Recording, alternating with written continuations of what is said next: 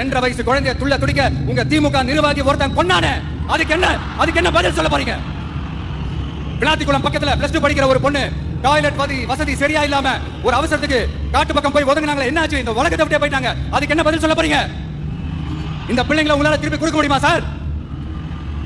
5 வருஷமா police department கையில வச்சுக்கிட்டு என்ன சார் பண்ணீங்க? பொம்மைகள் மாதிரி வச்சு விளையாடிட்டு இருந்தீங்களா? ஒரு மனசாட்சின்றது வேணாம்.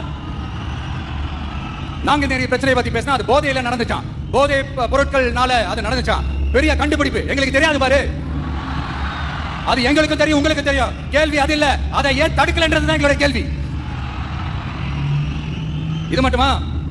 மணலை திருடுறாங்க, மண்ணை திருடுறாங்க, மலைகளை முழுங்குறாங்க, சட்டவிரோதமா கல்குவாரி நடத்துறாங்க, மணல் மாஃபியா அது ஒரு பக்கம் நடந்துகிட்டு போகுது. இன்னொரு பக்கம் மினிஸ்டர்ஸ் கொள்ளையடிக்கிறாங்க, இன்னொரு பக்கம் குடும்பமா சேர்ந்து கொள்ளையடிக்கிறாங்க. டாஸ்மாக்ல ஊழல், நகராட்சி துறையில ஊழல், இப்படி ஊழல் ஊழல், ஆட்சி முழுக்க ஊழல் ஊழல் ஊறி போய் நாரி போய் கிடக்குது. எந்த மூஞ்ச வச்சுக்கிட்டு சார் வந்து ஓட்ட கேப்பீங்க?